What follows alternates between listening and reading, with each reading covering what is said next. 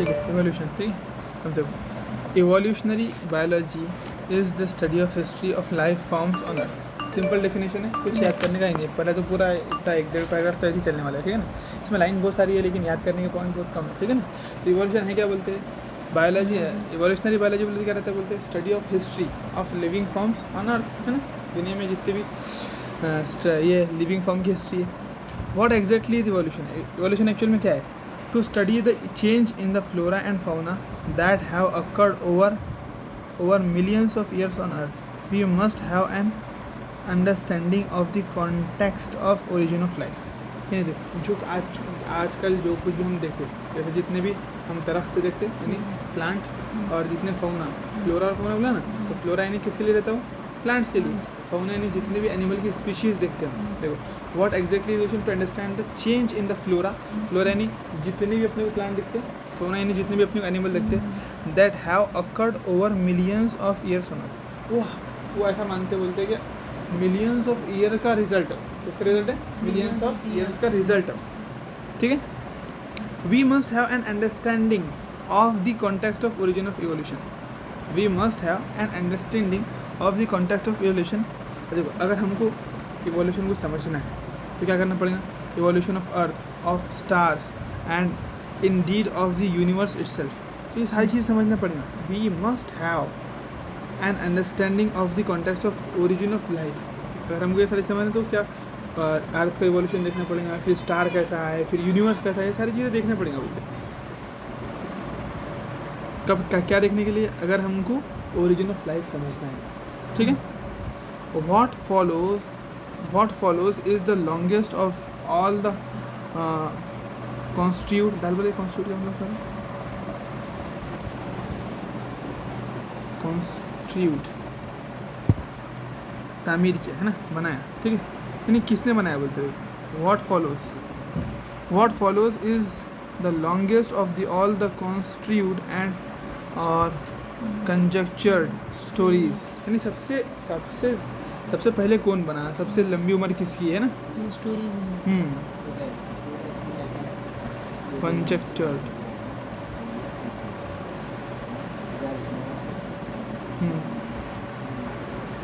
Yes, अंदाज़ा। तो what follows is longest of all the constitute and conjuncture stories. अब ये सारी चीज़ें क्या रहती है बोलते देखो, व्हाट फॉलोज, वो सारी चीज़ें किसको फॉलो करती है? लॉन्गेस्ट से बड़ी स्टोरीज है, सिंपल ऐसा बोल सकते हैं अपन कि बहुत इन एक कयास लगाया, एक अंदाज़ा है ना। अपन क्या करेंगे एग्जैक्टली तो जाकर नहीं देख सकते कैसा स्टार बना हुआ, कैसा मून, कैसी अर्थ बनी, ओरिजिन ऑफ लाइफ कैसा हुआ, तो एक अंदाज़ा लगाया अपन। क्या करें इसके फिर? अंदाज़ा लगाया कि किसके बाद कौन आया होगा, इसके बाद ऐसा हुआ होगा, ये सारा अंदाज़ है, एक कयास लगाया हुआ है ना। इसका मतलब क्या होता है? इसका ये जो है ना कंजक्चर्ड का मतलब होता है अंदाज़ा लगाना, कयास लगाना बोले तो अंदाज़ा लगाना, ठीक है। तो अंदाज़ा लगाई हुई सारी चीज़ें जो है स्टोरीज है, कहानी है भाई, कुछ भी नहीं है। This is the story of origin of life and evolution of life forms और biodiversity on planet earth in the context of evolution of earth and against the background of evolution of the universe itself. तो ये क्या है? Evolution क्या है बोलता है? देखो, इवोल्यूशन एक्सप्लेन करा, it is the story of origin of life. ये लाइफ की स्टोरी है ना, ओरिजिन किस तरह, लाइफ कैसी आई, and evolution of life forms, और डिफरेंट फॉर्म कैसी बनी। फिर सबसे पहले तो ज़िंदगी कैसी आई, फिर ज़िंदगी आने के बाद में उसमें प्लांट, एनिमल, ये सारी चीज़ें कैसे बनी, ये डिफरेंट फॉर्म्स ऑफ लाइफ हो, ठीक है। और बायोडाइवर्सिटी, उसके बाद में इतनी सारी जो बायोडाइवर्सिटी आज देखते हैं वो सारी कैसे बनी on planet earth in context, किसके कॉन्टेक्स्ट में? इवोल्यूशन ऑफ अर्थ। यानी अर्थ जिस तरीके से धीरे धीरे अर्थ इवॉल्व हुई, उसके साथ साथ लाइफ कैसे इवॉल्व हुई, तो ये इवोल्यूशन को एक्सप्लेन कर रहे हैं। इवोल्यूशन इज नथिंग बट क्या बोला उसने कि ओरिजिन ऑफ लाइफ है, लाइफ कैसे आई, उसकी बायोडाइवर्सिटी इतनी सारी फॉर्म कैसे बनी, किसके साथ में? ओरिजिन ऑफ अर्थ के साथ में, यानी इवोल्यूशन ऑफ अर्थ, यानी अर्थ की तरक्की के साथ में ये सारी चीज़ें कैसा बनी, ये सारी चीज़ें अपन इवोल्यूशन में पढ़ते हैं। अरे बात समझ, इतने पूरे पैराग्राफ में एक्सप्लेन करा उसने सिर्फ और सिर्फ evolution on the planet Earth in the context of evolution of Earth and against the background of the evolution of universe itself। तो फिर पूरी कायनात का इवोल्यूशन देखते हुए साथ में अपने को किसको पढ़ना है? ओरिजिन ऑफ लाइफ, इवोल्यूशन पढ़ना। हाँ, इवोल्यूशन। तो एक्चुअल में पूरी यहाँ तक पूरा पैराग्राफ दिया ना, उसने ये समझाया कि इवोल्यूशन है क्या। तो उसने बोला इवोल्यूशन ये है कि हम ओरिजिन ऑफ लाइफ को और उसकी फॉर्म्स को और बायोडाइवर्सिटी को पढ़ते किसके साथ साथ? ओरिजिन ऑफ अर्थ के साथ यानी इवोल्यूशन ऑफ अर्थ के साथ साथ या यूनिवर्स के साथ साथ, बस ये बात आई बात समझ। यानी किस तरीके से लाइफ वजूद में इवोल्यूशन मतलब किस तरीके से तरक्की हुई लिविंग फॉर्म्स में, इसमें उसमें सारी चीज़ें। अब देखो तो या तुमको लगता है यहाँ से कुछ भी पूछ जाने वाला है, ऐसा कोई काम नहीं, सारी चीज़ें बस इवोल्यूशन की डेफिनेशन दिया। अब यहाँ से देखो ओरिजिन ऑफ लाइफ, इसमें कुछ वो दिए हुए रहेंगे ईयर्स वगैरह हैं, वो देखना है। When we look at stars on the clear night sky, we are in the way looking back in the time. इसका मतलब क्या है, मुस्तकबिल देख रहे हैं, क्या देख रहे हैं, एकदम पास्ट देख रहे हैं। ये बात उसमें भी नोट्स में भी अपनी। Stellar distances are measured in light years, यानी जो वो जो ट्रैवल करती है ना कि एक साल में लाइट कितना डिस्टेंस ट्रैवल करती है, तो वो डिस्टेंस को वो लाइट ईयर के अंदर ट्रैवल करती है। लाइट ईयर बोले तो एक साल में जितना डिस्टेंस लाइट ट्रैवल करती है उसको बोलते हैं लाइट ईयर, नहीं। तो ये जो स्टार का जो डिस्टेंस है ना, कितनी दूर है अपने से स्टार, तो ये लाइट ईयर्स में काउंट होता है। क्या बोला, स्टेलर डिस्टेंस बोलो तो स्टार का डिस्टेंस, ये जो तारे हैं अपने से कितने दूर है, हाँ उनके डिस्टेंस को अपन किस में मेजर करते हैं, लाइट ईयर के अंदर। लाइट ईयर बोलो तो एक साल में लाइट, अब लाइट की स्पीड कितनी है तुम्हारे पास, एक मतलब देखो जैसे पत्थर फेंकेंगे अपन पत्थर फेंके ऊपर, तो पत्थर जमीन में वापस आएगा क्योंकि थोड़ी सी स्पीड से गया।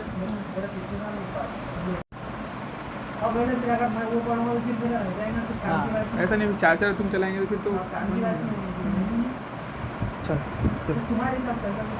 चल स्टेलर डिस्टेंस समझ में आया तुम्हारे को, स्टेलर डिस्टेंस इसको बोलते हैं अपन। हाँ क्या होता है स्टेलर डिस्टेंस, बोलो बोलो। स्टार से दूसरे स्टार का हाँ अपने से तारों का डिस्टेंस, इसको क्या बोलते हैं अपन, सेंटीमीटर मीटर में नहीं बोल सकते, मीटर में, लाइट ईयर में। हाँ लाइट ईयर में मिला। लाइट ईयर क्या है, light year is nothing but जो एक साल में लाइट जितना ट्रैवल करता है। तो मैं क्या बोल रहा हूँ तुम्हारे को, देखो जैसे पत्थर लिया अपन ने, पत्थर को ऊपर फेंके तो इसकी स्पीड कितनी रहेगी, थोड़ा दूर जाएगा वापस रिटर्न। लेकिन लाइट भी कोई चीज़ जैसी रहती ना, लेकिन उसकी स्पीड इतनी फास्ट रहती कि एक मतलब यहाँ से निकलते हुए कभी रिटर्न आते देखे, कभी रिटर्न आते देखे। लाइट एक मतलब यहाँ से निकली कि बस ग्रेविटी को एक्सकेप करके सब करके बाहर चले जाती है, समझ रहे ना बात। तो इतनी स्पीड रहती लाइट की, तो सोचो एक साल में कितनी ट्रैवल कर लेंगे लाइट, तो इतने दूर रहते लोग। अरे बस समझे, तो एक light year, 2 light year, 5 light ऐसे गिनते रहते, किसको, तारों के और अपने फासले के। आज तक की अपने पास में ऐसी कोई भी चीज़ नहीं जो लाइट की स्पीड से चलती, लाइट के अलावा कोई चीज़ है क्या। अपन बोलते हैं ना, सुनिए बात तुमने कि लाइट की स्पीड से अगर कोई चीज़ चलने लगे तो उसके लिए वक्त रुक जाता करके, सुने ना, तो वही बात है। इतनी स्पीड से लाइट चलती है तो सोचो एक साल में कितना डिस्टेंस ट्रैवल कर लेंगे वो, तो उतने दूर रहते अपने से। फ्लैश हाँ करके फ्लैश नाम रहता है। हाँ ठीक है। What we see today is an, हाँ what we see today is an object whose emitted light started its journey millions of years। तो देखो अपन जो आज जो तारे देख रहे हैं बोलते हैं व्हाट वी सी टुडे, जो आज हम तारे देख रहे हैं, इज एन ऑब्जेक्ट, वो ऐसी चीज़ थी whose emitted light started its journey, उससे जो रोशनी निकली थी उसने अपना सफ़र चालू करी मिलियंस ऑफ साल के बाद हमारे पास आगे बची। जो देख रहे हो, हाँ अभी जो तारे दिख रहे हैं ना अपने को, तभी का ऐसा कोई वहाँ तारा नहीं था कि वहाँ, इसका मतलब नहीं, मिलियन ऑफ साल पहले था, उसने लाइट था जैसे अपनी बैटरी जैसा चमका हूँ ना वो, उसकी चमक अब दिख रही है अपने, समझ रहे। What we see today is an object, चलो ठीक है आई बात समझ तुम्हारे फिर। तो what we see today is an object whose emitted light started its journey millions of year back, यानी लाखों खरबों साल पहले उसकी लाइट ने, उसकी किसने, उसने नहीं, उसकी रोशनी ने सफ़र चालू करी। और रोशनी का सफ़र इतना फास्ट रहता, अभी बोला ना तुम्हारे को, एक सेकंड में वो क्या कर सकती है, मैं ऐसा बोलूँ 3 × 10 की पावर कितने रहता, 8 रहता उसका, उसकी वैल्यू क्या रहती है, सोचो तुम 3 × 10 की पावर 8 मीटर पर सेकंड। एक सेकंड में दुनिया से बाहर, स्पेस से बाहर, किधर इतनी स्पीड रहती है लाइट एक सेकंड में, समझ रहे ना। हाँ 3 × 10 की पावर 8 मीटर पर सेकंड, समझे। तो इतनी ज़्यादा रफ्तार से लाइट ट्रैवल करके सालों साल तब जाकर अपने तक पहुँचती है। तो सोचो कितने दूर है फिर स्टार अपने, ठीक है। And forms trillions of kilometre, trillions of, मैंने सीधा बोलो कि बहुत दूर अपन बोल ही नहीं सकते कितने दूर है तारे अपने से, away and reaching our eyes now. However when we see object in our immediate surrounding, यानी अभी अपन चीज़ देख रहे हैं, फॉर एग्जाम्पल बुक देख रहे हैं, मोबाइल देख रहे हैं, ये सारी चीज़ें देख रहे हैं, तो इससे इमीडिएट लाइट अभी ये फ़ौरन की है कि नहीं है ना। Away and reaching our eyes However, when we see objects in our immediate surrounding, we see them instantly. यानी इसने अभी लाइट को रिफ्लेक्ट किया, अभी अपन ने देख लिया, इसके ऊपर लाइट पड़ी, रिफ्लेक्ट हुई, अपन ने देख लिया, नहीं अभी क्या, अभी क्या, ये इतनी पुरानी है क्या, नहीं है, बोला ऐसा बोला। Hand hence it in the present time, ये इसलिए ये प्रेजेंट टाइम है, ये अभी हम देख रहे हैं ना सारी चीज़ें, इतने दूर तो नहीं है क्या, स्टार लगेंगे इतने दूर, मिलियंस ऑफ, बिल्कुल, तो उतना अपना देखने का उतना अपन स्लो रहते हैं, अपन उसको फील भी नहीं कर पाते। When we see stars we apparently are peeling into the past, यानी हम स्टार को देख रहे हैं हम पास्ट को, जो हमारा पास गुजर गया उसको, तो सोचो वो अभी तक मौजूद है, कितने साल पुराने बने हुए हो, ऐसा बोलना चाहते हैं। समझ, the origin of life is considered a unique event in the history of universe. Origin of life यानी जिंदगी का बनना, क्या बोल रहा हूँ, जिंदगी का बनना बोलते क्या है, अ यूनिक इवेंट, एकदम ही यूनिक इवेंट, एकदम ही अजूबा है बहुत बड़ा, किसमें, in the history of universe, कायनात के वजूद में जिंदगी बनाई, लाइफ बनना, वो सबसे बड़ा अजूबा है। ये अपनी वैसा मान रहा है कि अपनी ही है सिर्फ लाइफ अपने अंदर ही, उसके अलावा लाइफ नहीं मान रहा, ठीक है। चलो, तो कायनात में यानी बहुत सारी चीज़ें तो बन रही थी, स्टार बन रहे, अर्थ बन रही, सूरज चांद, ये, लेकिन उसमें लाइफ जो बनी, लाइफ उसको सबसे यूनिक इवेंट माना, यही बात समझ। चलो कोई भी, अब देखो यहाँ तक की भी आया, तो आपने कुछ पूछना क्या, स्टार से अपना क्या लेना देना, बस उसने समझाया कि तुम ये सोचो कि कितने साल पुरानी चीज़ें पहले से मौजूद है। उसने क्या फील दिया अपने को, ऐसा नहीं है 5, 6, 10 हज़ार साल पहले से दुनिया चालू है, ऐसा नहीं बोलना। उसका बोलने का मकसद ये आ रहा, इतने साल पुराने अपन जब स्टार देख रहे, इसका मतलब उतने साल पुराना वहाँ स्टार हुआ कि नहीं होगा, तभी तो अपने को दिख रहा है वो, है ना, इसका मतलब उतने साल पुरानी लाइफ है, ऐसा बोलना चाहता है। बिल्कुल, हाँ, स्टेलर डिस्टेंस, स्टेलर डिस्टेंस कोई टर्म नहीं है, स्टेलर डिस्टेंस है तारों का अपने से डिस्टेंस, हाँ, लेकिन इसको जो गिनते हैं, जैसे मीटर रहता है ना अपना, मीटर, सेंटीमीटर, ये यूनिट रहती है, तो इसी तरीके से एक यूनिट रहती है गिनने की, लाइट ईयर। तो light year is nothing, year नहीं है वो है distance travelled by light in 1 year. एक साल में कितना डिस्टेंस, जैसे तुमको बोले कि तुम गाड़ी चलाना चालू करो 100 की स्पीड से, साल भर चलाना चालू करो, तो अपन पूरी दुनिया घूम लेंगे एक हिसाब से, साल भर में करीब अप्रॉक्सीमेटली। इंडिया छोड़ के तो निकल जाएंगे कम से कम, वो तो 2 दिन, 1 हफ्ते में निकल जाएंगे, निकलेंगे कि नहीं। तो सोचो लाइट जब 1 साल तक चलती रहेगी तो कितना डिस्टेंस ट्रैवल करेगी, यही बात समझ। चलो, the origin of life is, हाँ, the universe is vast, universe तो वास्ट है, छोटा था ही नहीं, relatively speaking the earth itself is almost only a speck, ये स्टेटमेंट उसमें लिखा है ना, स्पेक बोले तो क्या बोले उसने, कंकर। तो अगर अपन यूनिवर्स के रिस्पेक्ट में अगर ज़मीन को देखें तो क्या है, कंकर है, क्या है, कंकर, जो अपने लिए इतना बड़ी पूरी दुनिया है, वो क्या है, एक कंकर है, किसके रिस्पेक्ट में, यूनिवर्स के, इसके बनाने वाला कितना बड़ा हूँ। चलो, the universe is very old, universe बहुत पुराना है बोलते हैं, ऑलमोस्ट 20 मिलियन ईयर्स ओल्ड, अब ये 20 बिलियन ईयर्स ओल्ड, ये ना अपने को, तो ये अपने को इतना टेंशन नहीं लेना है, वैसा हाईलाइट करते चलते फिर भी वो जो एनसीईआरटी का ईयर है। तो देखो 20 बिलियन, ये सब हाइपोथेटिकल डाटा, कॉन्सेप्चुअल कोई चीज़ है क्या है, बोलते डाटा इतने साल पहले ऐसा है, अप्रोक्सीमेशन लगा के दिया हुआ है डाटा, ठीक है। तो कितने बिलियन बोला, 20 बिलियन ईयर्स ओल्ड है, ठीक है। अब देखो क्या बोल रहा हूँ, huge clusters of galaxies, huge cluster, बहुत सारे क्लस्टर में झुंड है ना, गुच्छे, तो huge cluster of galaxies comprise the universe, अपनी जैसे मिल्की वे गैलेक्सी है, तो ऐसे कई सारी गैलेक्सी मिलाकर एक यूनिवर्स बना रहे हैं। अपनी मिल्की वे एक गैलेक्सी है जिसमें कई सारे स्टार है, जैसे सूरज, चांद, मार्स, जुपिटर, ये सारे प्लैनेट्स है ना, तो वो एक गैलेक्सी है, और ऐसे कई सारे गैलेक्सी मिलकर एक यूनिवर्स बनता है, कायनात जिसको बोलते हैं, है ना, ब्रह्मांड, ठीक है।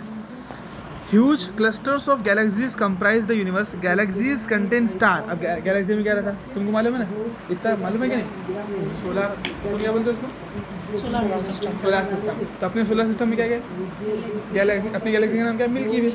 तो मिल्की वे में शायद वो रहता है, शायद फिर सोलर सिस्टम, उसमें कई सारे सोलर सिस्टम रहते हैं, फिर उसमें अपना प्लैनेट रहता है, यानी बहुत खतरनाक कॉम्प्लेक्स चीज़ है, इतना मालूम है। अपन सब छोड़ दो, अपने को इतना मान के चलना, कई सारी गैलेक्सी से यूनिवर्स बनता है, और अपनी गैलेक्सी का नाम मिल्की वे, ठीक है। Galaxy contain star huge, considering the size of universe earth is indeed a speck. अगर हम साइज डबल से बात, तो स्पेक 2 जगह आ गया, बस वो ये फील कराना चाह रहे हैं इस पैराग्राफ से कि ज़मीन, अपनी दुनिया पूरी कायनात के रिस्पेक्ट में कितनी छोटी है, क्या बता रहे हो? देखो पहले जो पूरा स्टार का बताया उससे क्या फील कराना चाहा कि सोचो तुम अर्थ कायनात कितने पहले बनी, कायनात कितने पहले बनी। फिर अब ये पैराग्राफ में क्या फील कराना चाहे कि ये सोचो कि ज़मीन अपनी कायनात के रिस्पेक्ट में कितना है, बस एक कंकर है, बस इतना फील हो गया। दो स्टेटमेंट समझ में आए। पहला पैराग्राफ का मतलब ये कि बहुत यूनिवर्स बहुत पुराना है, बोल भी दिया 20 मिलियन ईयर्स ओल्ड, और फिर बाद में बोला कि अपनी दुनिया उस पूरी कायनात के अंदर एक जर्रा है। क्या है? सिर्फ एक जर्रा है, छोटा सा।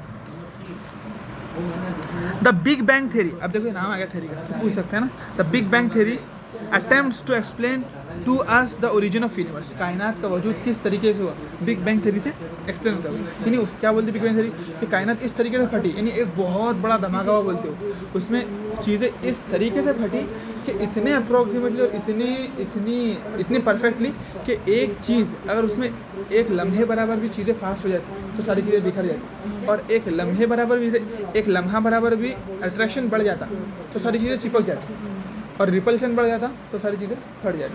तो इतना परफेक्टली कोई धमाका हो रहा था क्या? होता क्या धमाका? नहीं। तो अपन ये मानेंगे, देखो तो बिग बैंग थ्योरी क्या बताती है वो समझ में आए।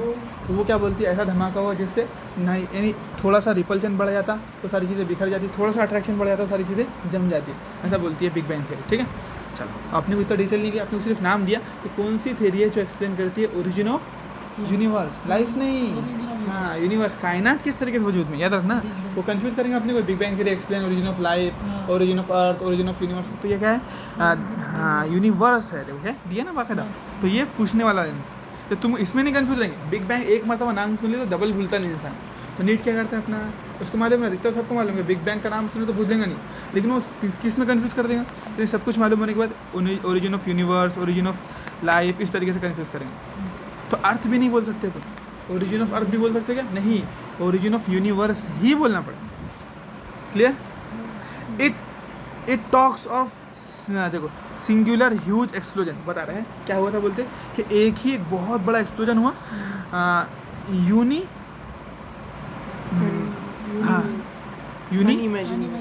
Unimaginable in the physical term, यानी इतना बड़ा धमाका हुआ, इतना बड़ा होगा, हम उसको फिजिकल टर्म में एक्सप्लेन नहीं कर सकते, सोच भी नहीं सकते, इमेजिन भी नहीं कर सकते, ऐसा बोल रहा है। The universe expanded and hence the temperature calm down. अब कोई भी चीज़ देखो, फिजिक्स का कॉन्सेप्ट है थर्मोडायनामिक्स, जब चीज़ एक्सपांड करती है ना, ये तुमने देखोगे फुग्गे में हवा भरो, फुग्गे में, ठीक है, फुग्गे में हवा भर के उसको एकदम छोड़ दो, तो जब फुग्गे में हवा एक्सपांड करती है तो कम वॉल्यूम से बड़े वॉल्यूम में जाती है, तो थोड़ी देर के बाद तुम फील करना फुग्गा तुम्हारा पूरा ठंडा हो जाता है। कभी करके देखिए कैसे, बलून में हवा भरो, हवा भरने के बाद में एकदम से उसकी हवा छोड़ दो तो तुमको ठंडा ठंडा फील होगा, एकदम कूल फील होगा तुम्हारा। क्यों होता है ऐसा? क्योंकि जब एक्सपांशन होता है ना, जब वॉल्यूम बढ़ता है यानी एक्सपांड जब होता तो टेम्परेचर कम होता। तो ये बोल रहा है, वो क्या बोल रहा है कि पहले जब धमाका हुआ उस टाइम पर तो सारा, अब धमाका होगा तो कुछ ना कुछ एनर्जी से ही होगा, तो एनर्जी बहुत ज़्यादा थी, तो बहुत ज़्यादा हर तरफ आग थी बोल रहा है। फिर लेकिन जैसी चीज़ें एक्सपांड करने लगी, फैलने लगी, तो फैलने से क्या होता है? टेम्परेचर कम होता है। फैलने से टेम्परेचर, हाँ वो बोल रहा है एक्सपांशन से। जब अपन बुला रहे तो फुग्गा, तो जब टेम्परेचर कम हुआ नहीं छोड़ेंगे, जब कम, देखो जब अपन छोड़ रहे तो हवा कितने में, अभी अपने फुग्गे में, हाँ, लेकिन अब जो हवा जा रही पूरी दुनिया में फैल जा रही ना, इतना बड़ा वॉल्यूम मिल रहा है ना उसको, तो हवा फैल जा रही पूरी। तो अभी अपने फुग्गे में हवा इतनी वॉल्यूम में, फुग्गा जो बंद है उतने वॉल्यूम, लेकिन जैसे फुग्गे को छोड़े तो हवा कहाँ गई, पूरे एटमॉस्फेयर में बिखर गई, तो इसलिए उसका वॉल्यूम बढ़ा ना, उसका एक्सपांशन हुआ ना, तो उस एक्सपांशन से टेम्परेचर कम होता है, तो ठंडी हो जाती है, तो इसे एक्सपांड होती ठंडी हो जाती है, तो इसलिए जब हम फुग्गे को फील करते हैं ठंडा लगता है। तो देखो फुग्गा जब खुला हो रहेगा तब ठंडा नहीं लगेगा तुम्हारे, लेकिन जैसे छोड़ देंगे ना तुम एकदम ठंडा लगेगा, ऐसा। आई बात समझ? तो इससे ये एक्सप्लेन हो रहा है कि एक्सपांशन से क्या होगा, temperature down down down down. तो आज जो अपन अपने जो जलते दिखती है ज़मीन, नहीं अपने को कूल दिखती है, तो ऐसा बोल रहा हूँ। तो वो बोल रहा है कि explain, it talks of singular huge explanation unimaginable in physical terms, the universe expanded and hence the temperature calm down, है ना, कम हो गया, came down. Hydrogen helium formed sometimes, देखो अब क्या हुआ बोलते थोड़े कुछ दिनों के बाद, ये बिग बैंग थ्योरी चालू है पूरी, वो क्या एक्सप्लेन करी, देखो फिर क्या हुआ, थोड़े दिन बाद बोलते हैं हाइड्रोजन और helium, hydrogen and helium formed some times later, कुछ दिनों बाद हाइड्रोजन और हीलियम। तो ये पॉइंट तुम हाईलाइट कर लो। फिर कौन सी गैसेस के बारे में, तुम्हारे इसमें हाईलाइट है हाइड्रोजन हीलियम के बारे में। हाँ हाइड्रोजन एंड हीलियम, बढ़िया। चलो, hydrogen and helium formed some times later, कुछ दिनों बाद फिर क्या बना, हाइड्रोजन गैस बनी। हीलियम गैस किसमें, ये यूनिवर्स में, यूनिवर्स में, ठीक है। एकदम लाइट गैस है, बहुत ही छोटा एलिमेंट रहते, बहुत ही एकदम हल्के एलिमेंट रहते। The gas considered under gravitation and formed the galaxies of the present day universe. तो अगर अपन देखें ना, जैसे जुपिटर, सैटर्न, ये सारे हाइड्रोजन से बने, पूरे के पूरे हाइड्रोजन से बने। इतने बड़े बड़े प्लैनेट किससे बने हैं, हाइड्रोजन एलिमेंट से। तो ऐसा रहता है। तो इसलिए मान के चल रहा हूँ कि सबसे पहले क्या बना होगा उसका मतलब, फिर हाइड्रोजन एंड हीलियम बने होंगे, ठीक है। आज भी अपन जो बोलते हैं, जो एक्सप्लोजन होते हैं सन के अंदर, एटॉमिक एक्सप्लोजन, जिससे इतनी ज़्यादा एनर्जी रही होती है, जिससे अपनी सूरज की रोशनी अपने तक पहुँचती है इतने दूर से भी, तो वो वही मानते हैं उसके अंदर। अभी भी उसके अंदर क्या है, हीलियम है, तो फ्यूजन होता, तो फिर फिजन होता एटम्स का, हाँ, उसके टक्कर से फिर बम, वो धमाके होते हैं। तो उसी धमाके की एनर्जी से सूरज इतना तेज़ जलते रहता है। एटॉमिक बम का नाम सुनेंगे नहीं, एटॉमिक बम, तो उससे इतनी एनर्जी रिलीज होती है, ठीक है। चलो, तो hydrogen and helium formed some times later, कुछ दिनों बाद बने। द यूनिवर्स है ना, the gas considered under the gases condensed, फिर क्या होगी, गैसेस कंडेंस होगी। अब पहले गैस हुई एक्सपांड, फिर गैस धीरे धीरे कंडेंस हुई, कंडेंस होंगी तो फिर जमेंगी। जैसे देखो पानी है, पानी भाप की फॉर्म में क्या रहता है, एक्सपांड है। पानी जब कंडेंस होगा धीरे धीरे क्या बनेगा, फिर पानी लिक्विड फॉर्म में बनेगा। और ज़्यादा कंडेंस करते तो क्या बनेगा, सॉलिड क्या रहता है, बर्फ। तो जैसा जैसा कंडेंस हो रहा है, जैसा जैसा, अब देखो पहले हाइड्रोजन गैस की फॉर्म में पूरी यूनिवर्स में थी, अब कंडेंस होगी तो कुछ बनाएंगे ना। जैसे पानी कंडेंस होकर भाप था तो अपने को दिख रहा था क्या, नहीं, लेकिन कंडेंस होकर लिक्विड बना दिया, फिर और कंडेंस हुआ तो सॉलिड बना दिया। तो इस तरीके से हाइड्रोजन गैस को इतना कंडेंस कर देंगे, फिर क्या बनेंगे, वो सॉलिड, यानी फिर प्लैनेट्स बनेंगे, उससे प्लैनेट बने उनके कंडेंसेशन से। किससे, इन्हीं गैस के कंडेंसेशन से क्या बने, प्लैनेट्स बने। जब वो देखते हैं ना, जैसे अपनी ज़मीन है एक प्लैनेट है, तो इस तरीके से जुपिटर, सैटर्न, जो प्लैनेट जो देखते हैं ना वो हाँ गैस, यानी कौन सी गैस, हाइड्रोजन गैस। तो हाइड्रोजन के कंडेंसेशन से बने हैं, हाँ ऐसा। तो अब यहाँ जो सैटर्न भी है ना, उसके अंदर सैटर्न, जुपिटर, अब इतना बड़ा प्लैनेट है, सबसे बड़ा है ना। तो फिर उसके बावजूद वो पूरा पूरा प्लैनेट कैसे बना, हाइड्रोजन गैस के कंडेंसेशन। हाँ बस, तो यही बात बोले जा रहे हो। तो इससे ही समझ में आया कि अगर देखो, अगर हाइड्रोजन गैस के ही फॉर्म में रहता तो फिर कभी प्लैनेट नहीं बन पाता। कंडेंस हुआ, जैसे देखो पानी अगर भाप की फॉर्म में रहेगा तो अपने को दिख पाएगा कभी नहीं, जब वो कंडेंस होगा, बर्फ़ बनाएगा, तभी तो अपने को दिखेगा। तो ऐसे ही जैसा पानी कंडेंस होकर बर्फ़ बनाया ना, तो उसी तरीके से हाइड्रोजन गैस में कंडेंस होकर क्या बनेगा, प्लैनेट्स। आई बात समझ। The gases condensed under gravitation force की वजह से। अब ये नहीं एक्सप्लेन करिए कि ग्रेविटेशन फोर्स कहाँ से है, बस बोल दे रही है ना, ये बात रहती है। यही बात समझ। अब उसने बताइए कहाँ से है, अरे कोई ना कोई तो हो ना, ग्रेविटेशन फोर्स बनाया किसने, उसे बन गया, ऐसा कैसा पॉसिबल। चलो, तो ये बात है। तो gases condensed under gravitation and formed the galaxies. तो ग्रेविटेशन की वजह से गैसेस कंडेंस हुई, है ना, और उसी ने क्या बनाई, फिर बोलते गैलेक्सी। लेकिन इसने ये नहीं एक्सप्लेन करा कि ग्रेविटेशन फोर्स रखा किसने, उसका वजूद किसने लाया। अब तुम जब बोल रहे कि हर चीज़ खुद ब खुद हो रही है, तो फिर ये भी तो कहीं ना कहीं से आया होगा ना। चलो, the gases condensed under gravitation and form the galaxies. फिर उसने गैलेक्सीज बनाई of the present day universe. आज के टाइम की यूनिवर्स की जो हम गैलेक्सी देखते हैं ना, स्टार वगैरह सारी चीज़ें, तो किसने बनाया, इन गैसेस ने, हाइड्रोजन एंड हीलियम। हर चीज़ को वो शुरू से बता, हाँ शुरू से पूरे हर चीज़ नहीं, कोई भी चीज़ किसी ने बनाया नहीं करके हर चीज़ एक्सप्लेन हो रही है। हाँ, और ये ग्रेविटेशन फोर्स कहाँ से आ रहा, जवाब भी नहीं हमारे पास में, ऐसा, ठीक है ना।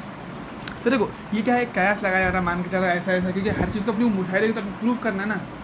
सबको मालूम रहता कि किसकी, इतना बेसिक तो सबको मालूम रहता है ना कि बगैर बनाए इतनी सारी चीज़ें बन सकती है। अब ऐसा कोई धमाका आज तक के भी हुआ जिसमें सारी चीज़ें जम गई होंगी कहीं, नहीं। अगर नॉर्मल सा भी धमाका करो अपन, अगर उठाकर भी फेंक दो किसी को, तो कोई प्रॉपर जाके गिरता क्या एकदम नहीं सो गया हूँ एकदम जाके बिस्तर पे, नहीं, वो तो आड़ा टेढ़ा जाएगा। तो इतना बड़ा जब कायनात का धमाका हो रहा, तो इतनी सिस्टमेटिक चीज़ें जमने वाली है क्या इसमें, है ना।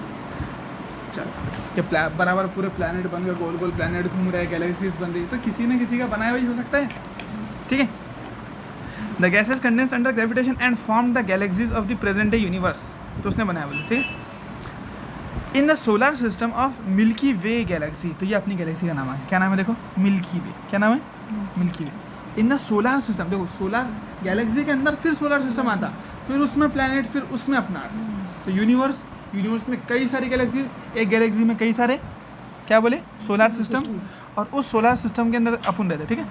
चलो, तो बोला कि in the solar system of the milky way Galaxy earth was spotted to have been formed about 4.5 billion years back. Suppose है ना, ऐसा माना जाता है कि अर्थ कितने साल पहले बनी, बोलो। 4.5 बिलियन ईयर। हाँ, 4.5 बिलियन ईयर्स बैक। जैसे 20 बिलियन ईयर बैक क्या बना, मान रहा हूँ, यूनिवर्स। और ये अर्थ कब बनी 4.5 बिलियन ईयर्स बैक। चलो, अर्थ वॉज सपोज टू, हाँ ठीक है, ये दूसरा ईयर आ गया। There was no atmosphere on early Earth, ये ईयर तुम्हारे इसमें हाईलाइटेड है। चलो बढ़िया, क्या मान रहा है। अब देखो ये चीज़ है, तो सबसे पहले 2 गैसेस जो बनी वो बात समझ में आ गई, यूनिवर्स जब बनने का जब। अब अर्थ कैसा बनी बता, यूनिवर्स कैसा बना, बिग बैंग थ्योरी यहाँ पर खत्म हो गई। तो यहाँ से यहाँ तक जो एक्सप्लेन किया ना इसने, एक्चुअल में देखो यहाँ से लेकर यहाँ तक जो एक्सप्लेन किया, ये 4 पॉइंट तक यहाँ तक के, वो क्या था, वो बिग बैंग। अब यहाँ से जो चालू होगा वो क्या होगा, हाँ, ओरिजिन ऑफ अर्थ चालू हो रहा है। क्या हो रहा है, ओरिजिन ऑफ अर्थ चालू हो रहा है। बिग बैंग थ्योरी में क्या रखना है, सबसे पहले बिग बैंग थ्योरी का नाम, पहला पॉइंट बिग बैंग थ्योरी का क्या नाम याद करना है। उसके बाद में वो जो दिया उसने, क्या हाइड्रोजन एंड हीलियम गैस बनी थी, जिससे सारे स्टार बने हैं। वो कौन सी गैसेस थी, हाइड्रोजन एंड हीलियम, बस 2 गैसेस, ठीक है। और उसके बाद में फिर अपना ये ईयर 4.5 बिलियन ईयर्स बैक जो अर्थ बनी थी, ठीक है, क्लियर। चलो, there was no atmosphere on the early Earth, early Earth जो शुरुआती अर्थ थी ना, ऐसा माना जा रहा है कि उसके ऊपर कोई एटमॉस्फेयर नहीं था। वाटर वेपर, अब देखो यहाँ से ये तुमको याद रखना है, कौन से वाटर वेपर्स, मीथेन और carbon dioxide and ammonia released from molten masses covered the surface. क्या बोल रहा है देखो कि वाटर वेपर्स, कुछ पानी के वेपर्स, उसके बाद में मीथेन गैस, हाँ methane gases, methane, carbon dioxide and ammonia release from the molten masses cover the surface. Earth की पूरी सरफेस पर अपनी ये सारी चीज़ें थी। देखो ये अगर अर्थ की सरफेस अपनी है ना, ये अर्थ की सरफेस है, इस पर क्या कहता बोलो, देखो मोल्टन मासेस ने कुछ चीज़ें बनाई थी। कौन सी ज़रा बोलो। सबसे पहले वाटर वेपर, हाँ ये चीज़ें याद रखना है, H2O वेपर, उसके बाद में CO2 carbon dioxide, methane CH4, उसके बाद में अमोनिया NH3। ये चीज़ें पूरी क्या कर रही थी, अर्थ को कवर कर लिया था। क्या कर रहा था, अर्थ के सरफेस पे ये सारी चीज़ें पड़ी हुई थी, cover the earth, surface of the earth. यानी जो अब सारी चीज़ें जल रही थी ना, अब धमाका वो थी नहीं, एनर्जी है, तो हर चीज़ क्या जल रही है, पिघल रही है। तांबा पिघलता, लोहा पिघलता, देखे ना मोल्टन, तो पिघले फॉर्म को मोल्टन बोलते। नहीं इतना टेम्परेचर लावे में कर रहा था, लावा में हर चीज़ पिघलती रहती, तो उससे ये सारी चीज़ें बनी थी बोलते, है ना। देखो water vapours, CO2 and ammonia, सारी चीज़ें जो बनी थी किससे बनी थी, मोल्टन मासेस से। यानी उन मोल्टन मासेस ने CO2 गैस, अमोनिया गैस और कार्बन डाइऑक्साइड और वाटर वेपर्स रिलीज करे, उससे अपनी पूरी धरती, जो पूरी अर्थ है वो क्या थी, कवर थी। भाई बात समझ।